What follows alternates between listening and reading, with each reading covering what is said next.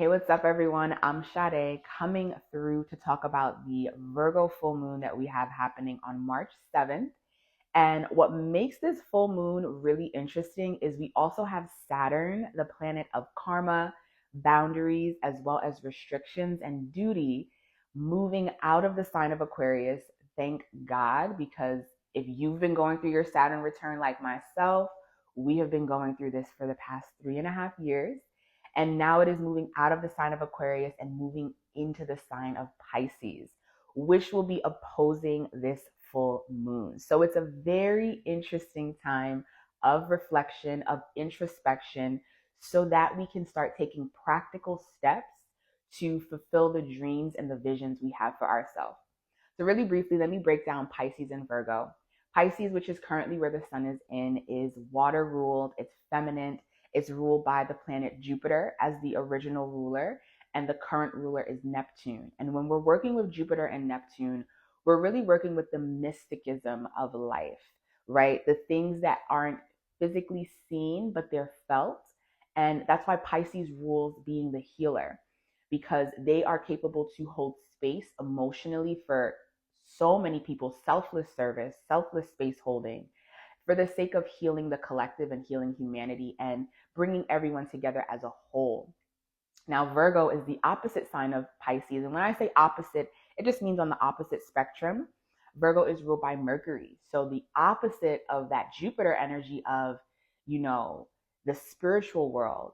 Mercury rules the intellect, what we can physically see, what we can touch, and what we can understand with the mind. That's Mercury. Virgo is also feminine, but it's earth. So it's about bringing things into practicality. How can I take the necessary day-to-day steps in order to physically manifest what idea or vision I've had? So whenever you're dealing with Pisces and Virgo, you're going to be dealing with what I believe and what I feel and what I do and what I know. And what I love, I mean, I'm a Virgo, so I love working with Pisces elements, is it's this moment of deep reflection, which whenever you're dealing with Pisces is not always the most comfortable, because Pisces is the final sign. So it encompasses all of the other signs and it is boundless.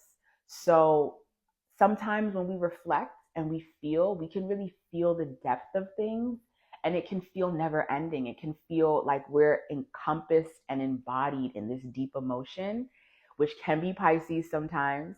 But Virgo comes in and says, okay, this is what we're feeling, this is what we believe.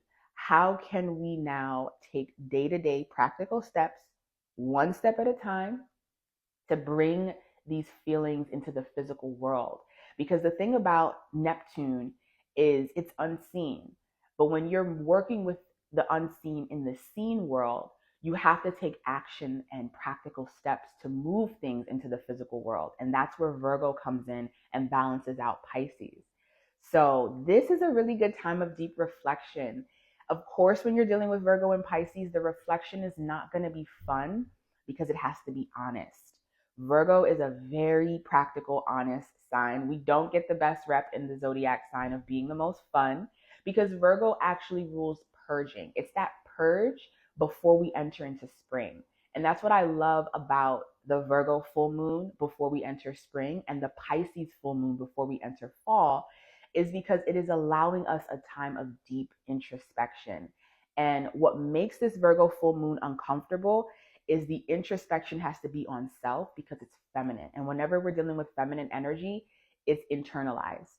So there has to be something about ourself that we have to be ready to let go of, to change, and to get rid of, so that we can move forward into this next spring season. And the beautiful thing about Virgo and Pisces is they're both mutable. And mutable energy is preparing you for shifts and changes. So this is a time, if this was a fixed full moon like what we had in Leo, oh my gosh, it felt very stuck and it felt very concrete. But now we know that the sun is on its way back. We know that we're moving into Aries. So we know internally and intuitively that we have to get ready to change. And Virgo is just adding that extra layer of, okay, what have we been acknowledging about ourselves, about our habits, about our routines, about our minds, our mindset? that really hasn't been helping us and is not going to help us as we move into the spring. So Virgo full moon is really that pre-spring cleaning of self so that you can really plant those seeds of intention as we move into Aries, Taurus, and Gemini. Now, what's also going to make this full moon uncomfortable is Saturn is moving into the sign of Pisces. And if you look back to when Saturn first entered Aquarius, Saturn first entered Aquarius March of 2020. And we all know what we've experienced as a collective in March of 2020. That was the start of my Saturn return. So I remember everything of that year. And I will be doing another video on Saturn entering into Pisces as well as the Saturn return. But this is a deep reflection for the collective because we are shifting out of that energy that we started with in March of 2020. And it's finally ending for us to really move into deeper spiritual practices for ourselves. Pisces is the sign of spirituality and spiritual healing.